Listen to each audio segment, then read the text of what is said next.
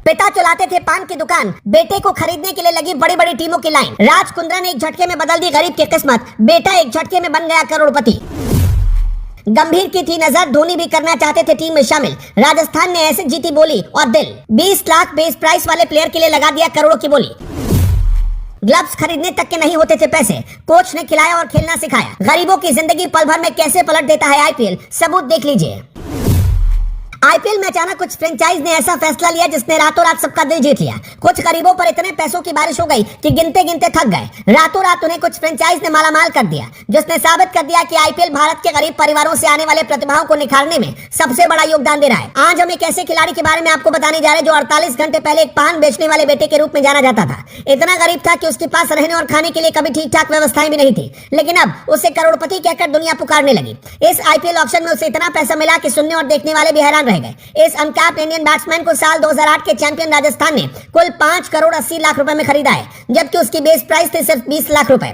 उस प्लेयर का नाम है शुभम दुबे। शुभम दुबे के पिता एक पान की दुकान चलाते थे। शुभम का यहाँ तक पहुंचने का सफर कांटे भरा रहा है। उनके पिता पान का ठेला लगाते थे और घर खर्च चलाने के लिए हाड़तोड़ मेहनत करते थे। अब घर में खुशी का आलम है। शुभम के लिए 2024 का आईपीएल ऑक्शन लाइफ चेंजिंग साबित हुआ। शुभम दुबे नागपुर के एक बहुत ही साधारण फैमिली से आते हैं। नागपुर के एक मिडिल क्लास फैमिली के शुभम को क्रिकेट खेलने के लिए हजारों दुश्वारियों का सामना करना पड़ा। उनके पिता बद्री प्रसाद दुबे, जो एक पान की दुकान के मालिक हैं, अपने परिवार का गुजारा चलाने के लिए दिन रात संघर्ष करते थे। शुभम दुबे की उम्र 29 साल की है। शुभम सैयद मुश्ताक अली ट्रॉफी में विस्फोटक बल्लेबाजी से धुआं कर चुके हैं। शुभम दुबे ने 7 मैच खेले और 187.28 के स्ट्राइक रेट से 222 रन बनाए। अब संजू सैमसन, जोश बटलर जैसे प्लेयर्स के साथ राजस्थान रॉयल्स के लिए आईपीएल में कोहराम मचाते नजर आएंगे।